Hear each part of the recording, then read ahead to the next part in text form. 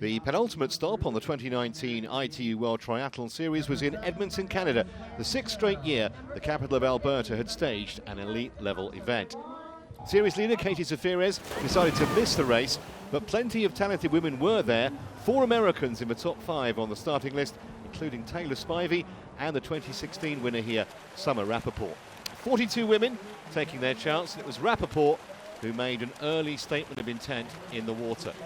Perez Sala of Spain, also prominent, just 750 metres to swim in the man-made Hallett Park in this sprint event.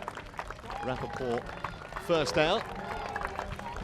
Won this race in awful weather conditions 3 years ago. Spivey had exactly the kind of swim that she wanted. A little further back with the likes of Ashley Gentle returning to WTS racing after a little spell away.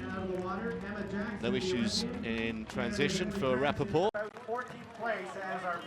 Spivey, who came in just 195 points behind Georgia Taylor Brown in 3rd place overall. Taylor Brown, one of the absentees here, and early on there was a break of 3 at the front. The gap at one point was up to around 15 seconds, but that was closed pretty quickly, and they came together as a group of 20.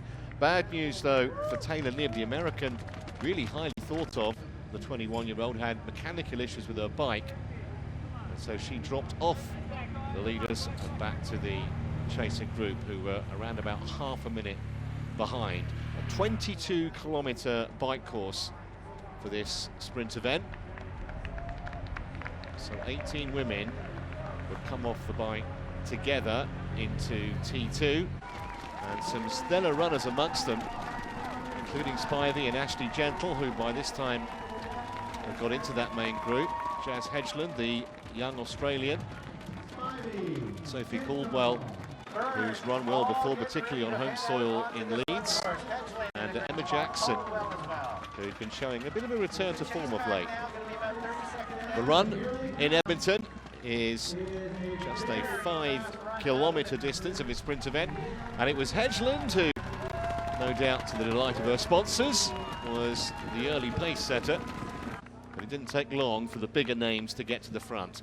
Rappaport and Gentle, along with Claire Michel just in behind, and Emma Jackson. At this stage, very hard to pick the winner. Michel, part of the renaissance of Belgian triathlon, with Jelle Gaines on the men's side, having got on 2 podiums of late. But it turned out to be a duel between Rappaport and Jackson. Jackson, who'd looked spent on more than one occasion during the run, somehow found the reserves of strength to get past Rappaport with around about 500 metres to go, and the American unable to respond. Gentle was back in 3rd, maybe just lacking a little race sharpness after her spell away. An emotional win for Emma Jackson, a surprise result. Her first podium for 5 years and her first WTS victory ever. Fair to say, not too many would have predicted it. Rappaport, a very solid 2nd. Ashley Gentle back in 3rd. I haven't been at WTS podium since 2014, so yeah, it's quite emotional now actually winning my first ever WTS. I imagine it must be. I mean, what were your expectations at the start? Did you almost surprise yourself being this competitive today?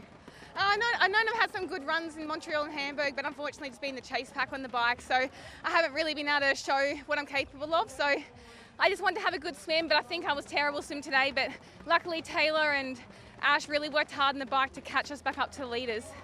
So a very honest Emma Jackson there. She takes the honours, but it's Katie Zaferes who still has a big lead in the overall series. It's her title to lose in Lausanne at the end of August.